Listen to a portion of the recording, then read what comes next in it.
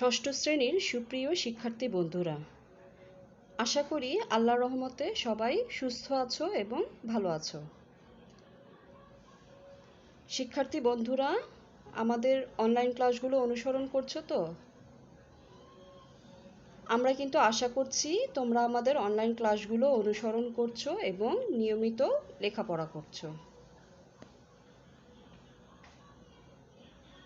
আমি নাসরিন আক্তার, সহকারী শিক্ষক Bangla, engineering university girls school and college কর্তৃক আয়োজিত অনলাইন ক্লাসে জানাই স্বাগতম। আমার আজকের পাঠ শ্রেণী ষষ্ঠ, বিষয় বাংলা দ্বিতীয় পত্র, পাঠ শিরোনাম প্রবন্ধ রচনা।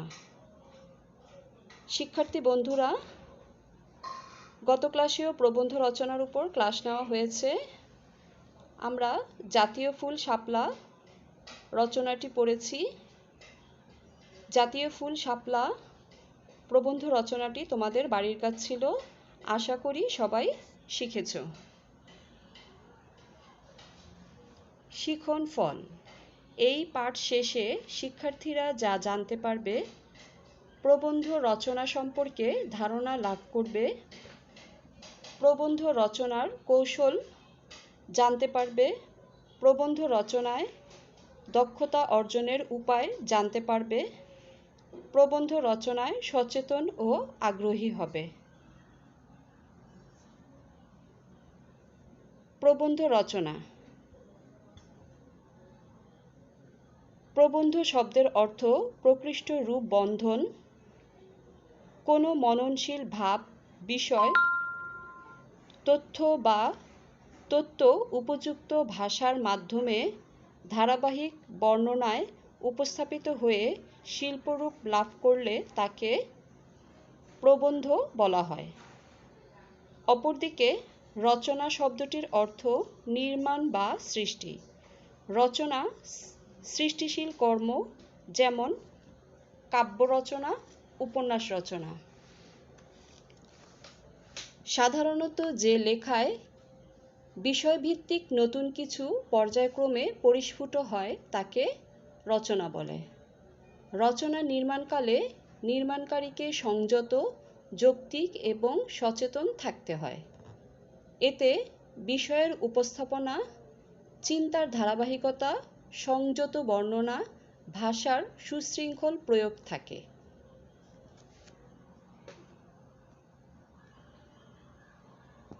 প্রবন্ধ রচনার কৌশল। শিক্ষার্থীরা, গত ক্লাসেও আমি এই বিষয়গুলো তোমাদের আলোচনা করেছিলাম।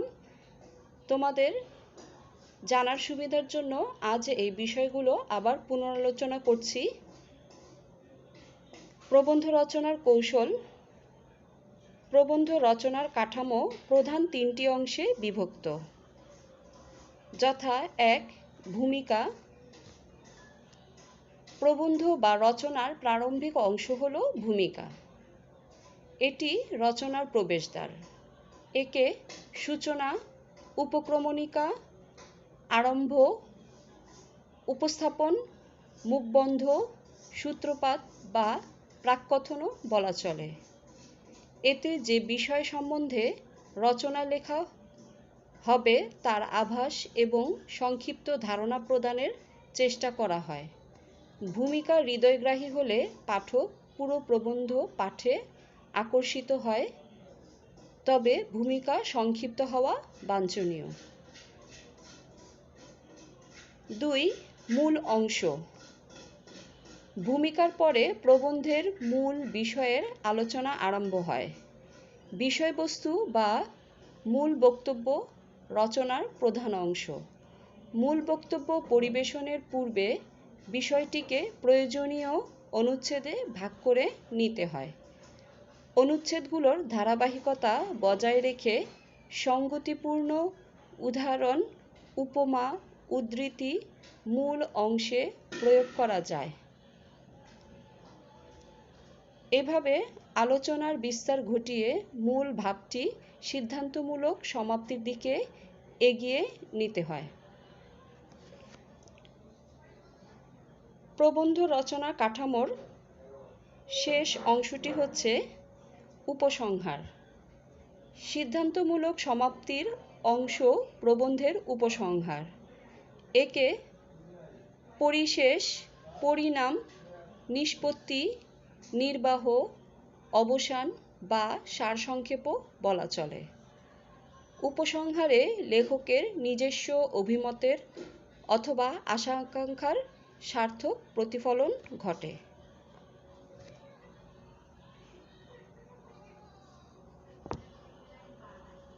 প্রবন্ধ রচনার দক্ষতা অর্জনের উপায়।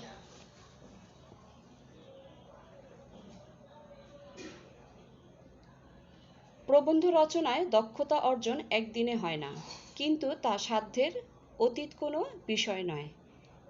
এজন্য করণীয় হলো: ১. প্রবন্ধের বিষয়বস্তু সম্পর্কে পরিষ্কার ধারণা লাভ করা। ২. দক্ষতা অর্জনের জন্য প্রবন্ধ পড়া, পত্রপত্রিকায় প্রকাশিত প্রবন্ধ, সংবাদ, প্রতিবেদন, ভাষণ ইত্যাদি নিয়মিত পাঠ করলে নানা প্রসঙ্গে বিষয়গত ধারণা লাভ করা যায়। ৩. প্রবন্ধের বক্তব্য তথা তথ্য প্রমাণের ভিত্তিতে তুলে ধরতে হবে। ৪. প্রবন্ধ রচনায় ভাষা হবে সহজ ও সরল। ৫. প্রবন্ধে কোনো অপ্রয়োজনীয় বিষয় থাকবে না এবং একই কথার পুনরাবৃত্তি ঘটানো যাবে না। ৬. প্রবন্ধে উদ্ধৃতি, উক্তি বা প্রবাদ প্রবচন ব্যবহার করা যাবে, কিন্তু এসবের ব্যবহার যেন অতিরিক্ত পর্যায়ে না হয় সেদিকে খেয়াল রাখতে হবে। ৭. প্রবন্ধ যাতে অতিরিক্ত দীর্ঘ না হয় তা লক্ষ্য করতে হবে। শিক্ষার্থীরা, প্রবন্ধ রচনার বেলায় তোমাদের এই বিষয়গুলোর প্রতি বিশেষ গুরুত্ব দিতে হবে, তাহলেই তোমরা সঠিকভাবে প্রবন্ধ রচনা করতে পারবে।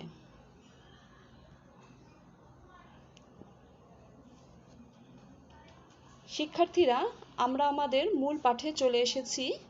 আমাদের আজকের প্রবন্ধের বিষয় হচ্ছে জাতীয় ফল কাঁঠাল।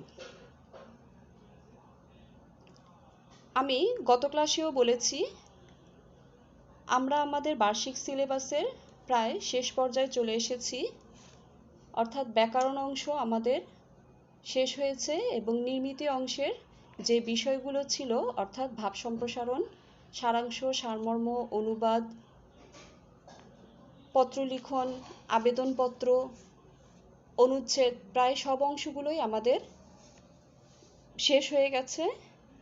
আমরা প্রবন্ধ রচনা পড়ছি, অর্থাৎ আমাদের বার্ষিক সিলেবাসের একেবারে শেষ পর্যায়ে আমরা চলে এসেছি এবং আমাদের আজকের রচনার বিষয় হচ্ছে তোমাদের বার্ষিক সিলেবাসের অন্তর্ভুক্ত জাতীয় ফল কাঁঠাল। শিক্ষার্থীরা, চলো আমরা প্রবন্ধ রচনার কি কি প্যারাগুলো রয়েছে আমরা জেনে নেই। প্রথমে রয়েছে সূচনা, আকার আকৃতি, প্রাপ্তি স্থান, ব্যবহার্য অংশ, চাষ পদ্ধতি, অপকারিতা এবং উপসংহার।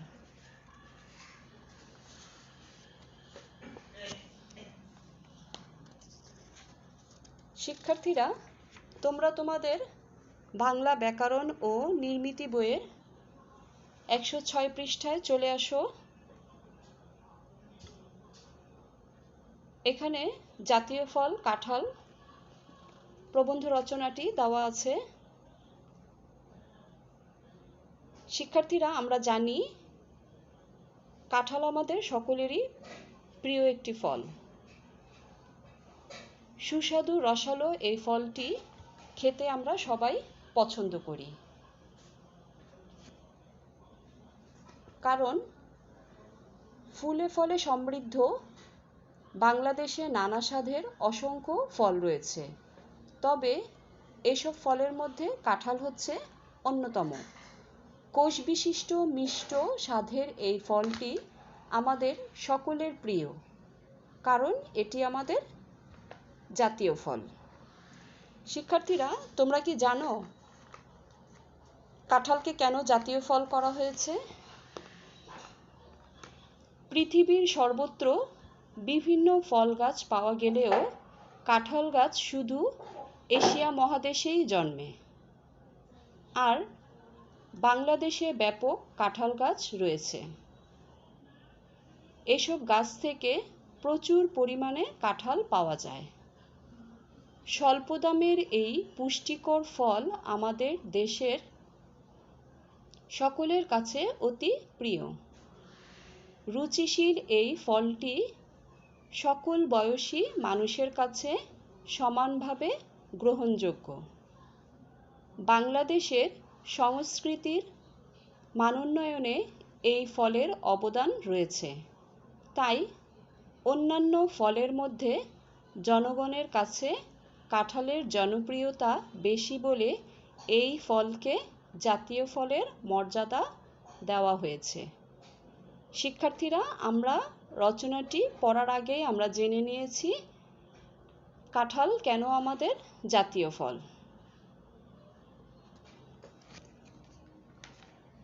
তোমরা তোমাদের পাঠ্য বইয়ে চলে আসো।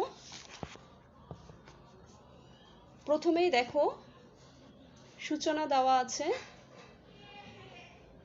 দৃষ্টিকাড়া ফুল আর অজস্র উপাদেয় ফলে বাংলার প্রকৃতি ভরপুর।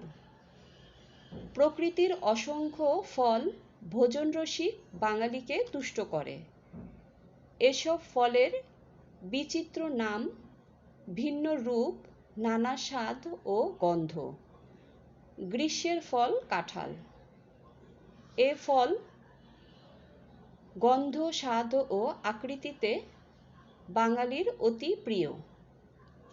কাঁঠাল বাংলাদেশের জাতীয় ফল।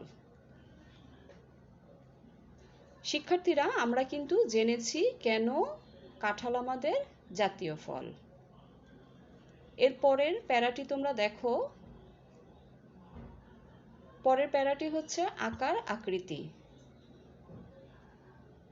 জঙ্গল থেকে বাইর হইল এক বেটা, গায়ে তার 101টা কাটা। প্রচলিত এই ধাঁধাটির অর্থ হলো কাঁঠাল। গায়ে কাঁটার আবরণে কাঁঠাল ফলরাজ্যে নিজের স্বাতন্ত্র্যই ঘোষণা করে। আকৃতিতে এটি অনেক বড়। 1 কেজি থেকে 20 কেজি পর্যন্ত হতে পারে একটি কাঁঠালের ওজন। কাঁচা কাঁঠাল সবুজ বা সবুজাভ হলুদ কিংবা হলদেটে রঙের হয়ে থাকে। কাঁঠাল গাছ এবং ফল দুটোতেই থাকে সাদা দুধের মতো কষ। কাঁঠাল গাছ মাঝারি থেকে বড় হয়ে থাকে।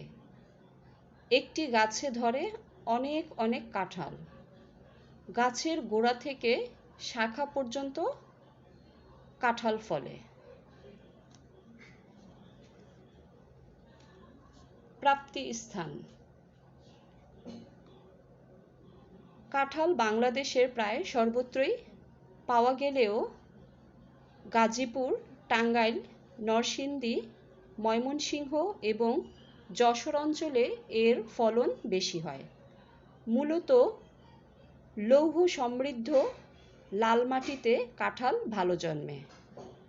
পাহাড়ি কাঁঠালের কথা বিশেষভাবে উল্লেখ করা যায়। বাংলাদেশের পার্বত্য চট্টগ্রাম, সিলেট ও বান্দরবনের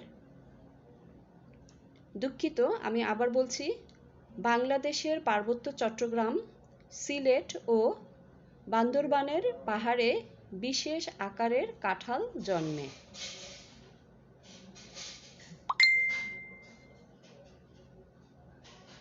স্বাদেও এ এলাকার কাঁঠাল সমতল ভূমির কাঁঠাল থেকে সমৃদ্ধ। দেশের চাহিদা মিটিয়ে কাঁঠাল বিদেশে রপ্তানি হচ্ছে।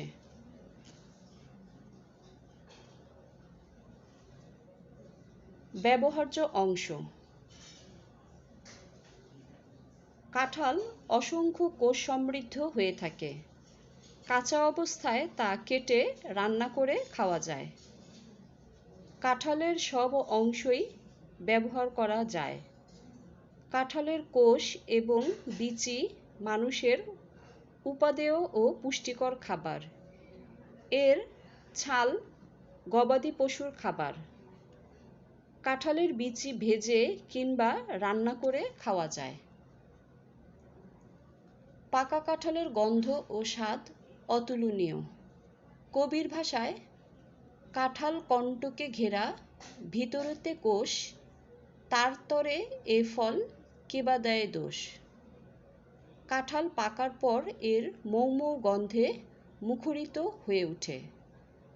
গাছের চারিদিকে পাখি বা কীট ছুটে আসে এর আস্বাদ নিতে। শিক্ষার্থীরা, এর পরের প্যারাটি তোমরা দেখো। চাষ পদ্ধতি। কাঁঠাল উঁচু জমির ফল। যেখানে বৃষ্টির পানি জমে না সেখানে কাঁঠাল গাছ ভালো জন্মে। বীজ বা কলমের মাধ্যমে কাঁঠাল গাছের বংশবৃদ্ধি ঘটানো যায়।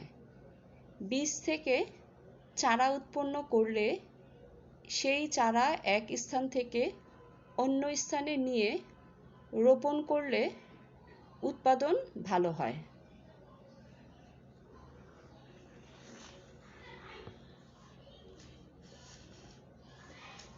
শিক্ষার্থীরা, তোমরা কি এই কাঁঠালের বৈশিষ্ট্য জানো? কাঁঠালের বৈশিষ্ট্য কি? কাঁঠাল মোটা আবরণযুক্ত বড় ধরনের ফল। এর বহিরাবরণ মোটা মোটা কাঁটাযুক্ত। কাঁঠালের খোসার ভেতরে কোষযুক্ত আটি বা বিচি থাকে। আটি বা বিচি ছাড়িয়ে কোষকে খাওয়া হয়। কোষ সুগন্ধযুক্ত, মিষ্টি, রসালো এবং সুস্বাদু। এটি সাধারণ আকারের, গোল বা লম্বাটে হয়।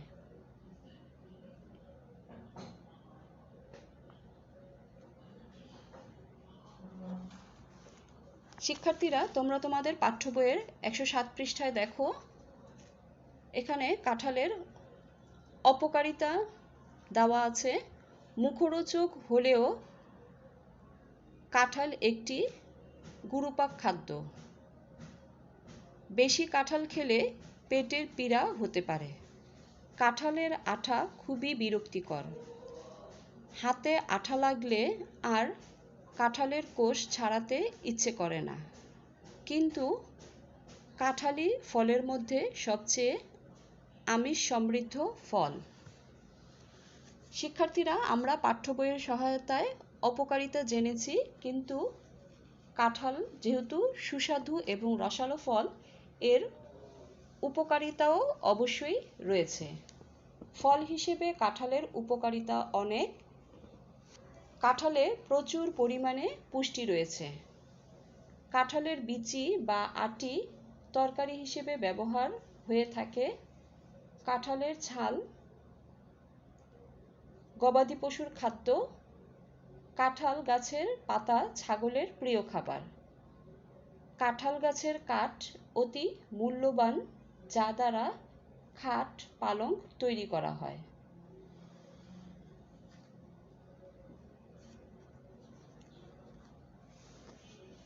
শিক্ষার্থীরা, আমাদের প্রবন্ধ রচনার সর্বশেষ অংশটি হচ্ছে উপসংহার।